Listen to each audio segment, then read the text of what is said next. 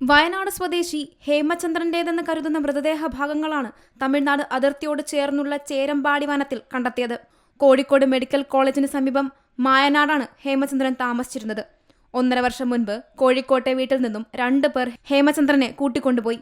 പിന്നാലെ ഇയാളെ കാണാതാവുകയായിരുന്നു. ഇത് സംബന്ധിച്ച് ഹേമചന്ദ്രന്റെ ഭാര്യ കോഴിക്കോട് മെഡിക്കൽ കോളേജ് പോലീസിൽ പരാതി നൽകിയിരുന്നു. പരാതിയുടെ അടിസ്ഥാനത്തിൽ പോലീസ് നടത്തിയ അന്വേഷണത്തിലാണ് വനത്തിൽ മൃതദേഹ ഭാഗം കണ്ടെത്തിയത്. കോഴിക്കോട് അസിസ്റ്റന്റ് കമ്മീഷണർ ഉൾപ്പെടെയുള്ള ഉന്നത ഉദ്യോഗസ്ഥർ അന്വേഷണത്തിന്റെ ഭാഗമായി വയനാട്ടിലെത്തിയിട്ടുണ്ട്. സാമ്പത്തിക തർക്കത്തെ തുടർന്നാണ് കൊലപാതകമെന്നാണ് പ്രാഥമിക സൂചന. സംഭവത്തിൽ 2 പേർ കസ്റ്റഡിയിലുള്ളതായാണ് വിവരം.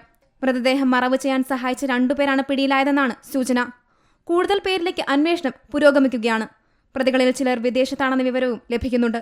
ഇവർക്കായി പോലീസ് ലുക്കൌട്ട് നോട്ടീസ് ഇറക്കും. Zee Malayalam news, Wayanad. ഏറ്റവും പുതിയ വാർത്തകളും വിശേഷങ്ങളും വിരൽ തുമ്പിലറിയാൻ സീ മലയാളം ന്യൂസ് എല്ലാ ഡിജിറ്റൽ പ്ലാറ്റ്ഫോമുകളിലും ലഭ്യം.